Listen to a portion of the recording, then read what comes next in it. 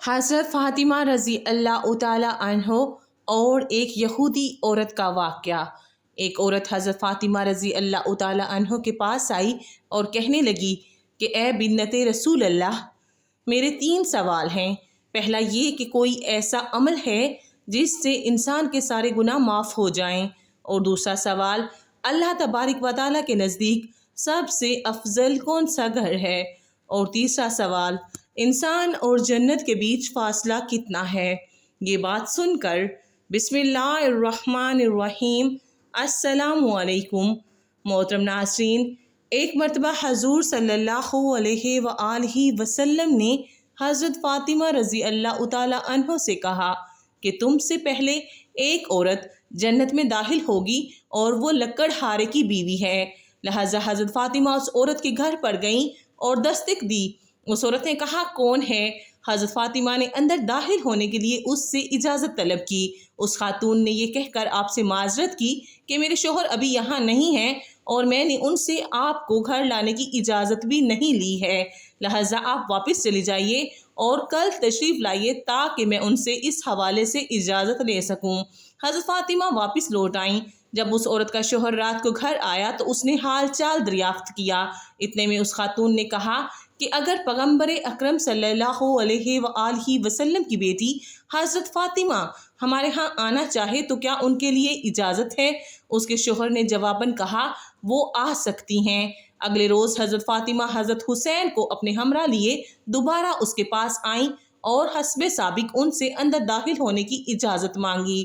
اس خاتون نے دوبارہ یہ کہہ کر معذرت کی کہ میں نے صرف آپ کے لیے اپنے شوہر سے اجازت لی ہے، لیکن آپ کے ساتھ اس وقت آپ کا صاحبزادہ بھی ہے، لہٰذا میں اجازت نہیں دے سکتی ہوں۔ حضرت فاطمہ دوبارہ لوٹ آئیں۔ رات کو جب اس عورت کا شوہر واپس لوٹ آیا اور حال احوال دریافت کیا تو اس کی بیوی نے پوچھا کیا پیغمبر صلی اللہ علیہ وآلہ وسلم کے گھرانے سے کوئی ہمارے ہاں آئے تو اس کے لیے اجازت ہے؟ اس نے اسبات میں جواب دیا۔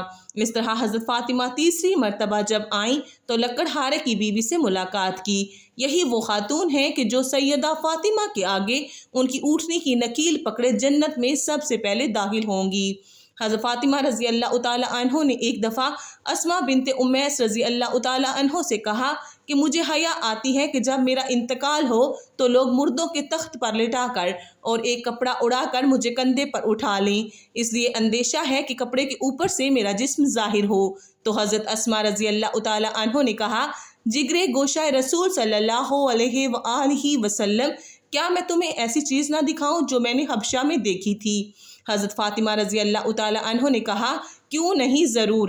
حضرت اسماء رضی اللہ تعالی عنہ نے کھجور کی تازہ ٹہنیاں منگوائیں، کمان کی شکل میں ان کو موڑ موڑ کر رکھا اور ان کے اوپر کپڑا ڈال دیا۔ حضرت فاطمہ رضی اللہ تعالی عنہ نے فرمایا یہ تو بڑی اچھی چیز ہے، اس سے مرد و عورت کے جنازہ میں امتیاز ہو جائے گا اور عورت کا جسم بھی چھپ جائے گا۔ دیکھو اسماء، جب میرا انتقال ہو تو تم اور علی میرے غسل میں شریک ہوں، کوئی اور میرے قریب نہ آئے، اور میری چارپائی پر اسی طرح چھڑیاں رکھ دینا۔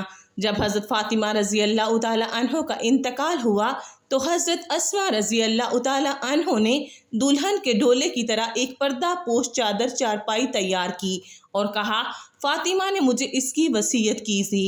ان روایات سے اندازہ لگایا جا سکتا ہے کہ حضرت فاطمہ رضی اللہ تعالی عنہ پردہ کا کتنا اہتمام فرماتی تھیں۔ یہی وجہ ہے کہ آپ صلی اللہ علیہ وآلہ وسلم نے حضرت فاطمہ رضی اللہ تعالی عنہ کی پاک دامنی پر جنت کی خوشخبری سناتے ہوئے ارشاد فرمایا فاطمہ رضی اللہ تعالی عنہ نے اپنی عصمت اور پاک دامنی کی ایسی حفاظت کی کہ اللہ تعالیٰ نے اس کی پاک دامنی کی وجہ سے اسے اور اس کی اولاد کو جنت میں داخل فرما دیا۔ ایک اور روایت میں ہے کہ بے شک فاطمہ رضی اللہ تعالی عنہ نے اپنی عصمت اور پاک دامنی کی حفاظت کی تو اللہ تعالیٰ نے اس کی اولاد پر جہنم کی آگ حرام کر دی ہے۔ سبحان اللہ۔ حضرت علی رضی اللہ تعالی عنہ سے روایت ہے کہ وہ رسول اللہ صلی اللہ علیہ وآلہ وسلم کے پاس حاضر تھے۔ رسول اللہ نے دریافت فرمایا عورت کے لیے کون سی بات سب سے بہتر ہے؟ حضرت فاطمہ رضی اللہ تعالی عنہ نے فرمایا نہ وہ مردوں کو دیکھیں اور نہ مرد ان کو دیکھیں۔ تو میں نے جواباً رسول اللہ صلی اللہ علیہ وآلہ وسلم سے ذکر کیا تو آپ نے فرمایا فاطمہ میری لخت جگر ہے۔ محترم ناظرین، عرب کی عورتیں حضرت فاطمہ رضی اللہ تعالی عنہ کو بہت ہی غریب سمجھتی تھیں، کیونکہ ہر وقت حضرت فاطمہ رضی اللہ تعالی عنہ سادگی میں رہتی تھیں۔ اس لیے عرب کی عورتیں حضرت فاطمہ رضی اللہ تعالی عنہ کو بہت ہی غریب سمجھتی تھیں۔ وہ یہ سمجھتی تھیں حضرت فاطمہ کے پاس کچھ نہیں ہے۔ حضرت فاطمہ رضی اللہ تعالی عنہ کی سخاوت کی باتیں کچھ عورتیں کرنے لگیں۔ ان عورتوں میں سے ایک منافق عورت بولی کہ میں نہیں مانتی کہ بنت رسول صلی اللہ علیہ وآلہ وسلم کے پاس کوئی معجزہ ہے یا کوئی دولت ہے، وہ ہر وقت سادگی میں رہتی ہیں۔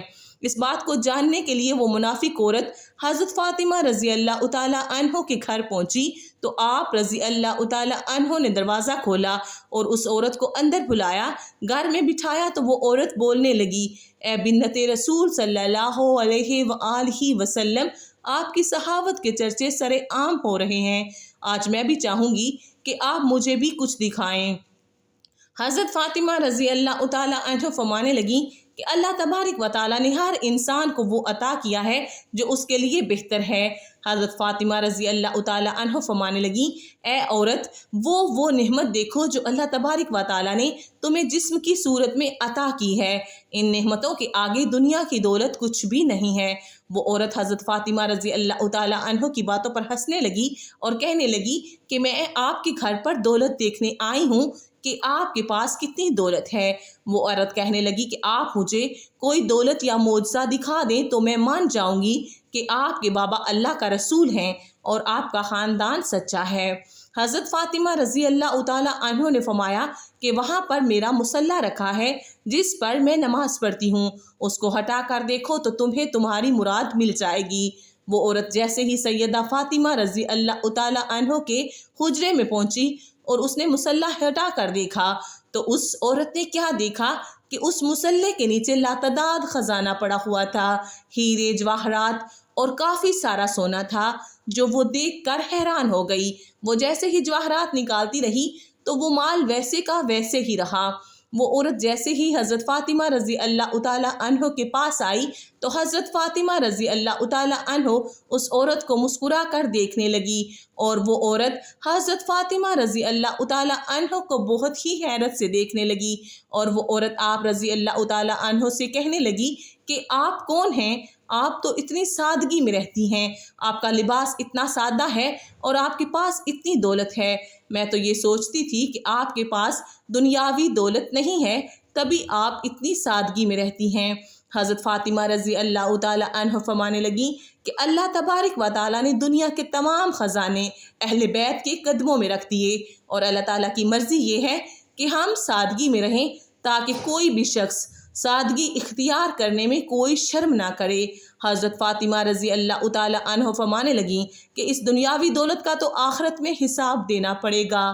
جیسے ہی اس عورت نے آپ کا اخلاق اور معجزہ دیکھا تو وہ قدموں میں گر پڑی اور وہ عورت رو کر کہنے لگی کہ اے رسول اللہ صلی اللہ علیہ وآلہ وسلم کی پیاری بیٹی، مجھے معاف کر دیجئے، آپ کے بابا اللہ تبارک و تعالیٰ کے سچے رسول ہیں اور میں اس بات کو تسلیم کرتی ہوں کہ آپ کا گھر اور آپ اللہ کے بہت قریب ہیں اور آج میں بھی اسلام قبول کرتی ہوں۔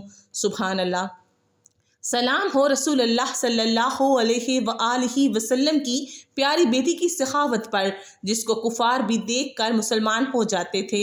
حضرت فاطمہ رضی اللہ تعالی عنہ کے پاس جو کچھ بھی تھا وہ آپ نے اللہ کی راہ میں دے دیا اور اپنے پاس کچھ بھی نہ رکھا۔ حضرت فاطمہ رضی اللہ تعالی عنہ اپنے گھر کے سارے کام اپنے ہاتھوں سے کیا کرتی تھیں، بچوں کی پرورش بھی کرتی اور گھر میں سارا دن چکی میں آٹا بھی پیسا کرتی تھیں۔ آپ رضی اللہ تعالی عنہ ہر وقت سادگی میں رہتی۔ ایک عورت آپ رضی اللہ تعالی عنہ کے پاس آئی اور کہنے لگی کہ اے بنت رسول صلی اللہ علیہ وآلہ وسلم، میرے 3 سوال ہیں۔ پہلا یہ کہ کوئی ایسا عمل جس سے انسان کے سارے گناہ معاف ہو جائیں، اور دوسرا سوال اللہ تبارک و تعالیٰ کے نزدیک سب سے افضل کون سا گھرانہ ہے، اور تیسرا سوال انسان اور جنت کے بیچ فاصلہ کتنا ہے۔ یہ بات سن کر حضرت فاطمہ رضی اللہ تعالی عنہ فرمانے لگیں کہ میں نے اپنے بابا حضور صلی اللہ علیہ وآلہ وسلم سے سنا ہے کہ اپنے والدین کی خدمت کرنا ایک ایسا عمل ہے کہ اللہ تبارک و تعالیٰ انسان کے سارے گناہ ایسے معاف کر دیتا ہے جیسے آگ لکڑی کو ختم کر دیتی ہے۔ اور تمہارا دوسرا سوال تھا کہ اللہ تبارک و تعالیٰ کے نزدیک کون سا گھر زیادہ افضل ہے۔ جس گھر میں عورتوں کا پردہ جتنا افضل ہوگا اللہ کے نزدیک اس گھر کا مقام بھی افضل ہوتا جائے گا۔ میں نے اپنے بابا جان سے سنا ہے کہ جیسے جواہرات کے لیے صندوق ضروری ہے ویسے ہی عورت کے لیے پردہ ضروری ہے۔ اور تمہارا تیسرا سوال تھا کہ انسان اور جنت کے بیچ کتنا فاصلہ ہے۔ میں نے اپنے بابا سے سنا ہے کہ انسان اور جنت کے بیچ 1 قدم کا فاصلہ ہے۔ تو وہ عورت کہنے لگی اے بنت رسول اللہ یہ کیسے ممکن ہے؟ اس کی بات سن کر حضرت فاطمہ رضی اللہ تعالیٰ عنہ نے فرمایا اے عورت اپنا 1 قدم اپنے نفس اور خواہشات پر رکھ تو دوسرا قدم جنت میں ہوگا۔ سبحان اللہ۔ آخر میں اللہ رب العزت سے یہی دعا ہے کہ اللہ تبارک و تعالی ہمیں دین کا سچا پیروکار بنائے اور ہمیں بہتر عمل کرنے کی توفیق عطا فرمائے۔ آمین ثم آمین یا رب العالمین۔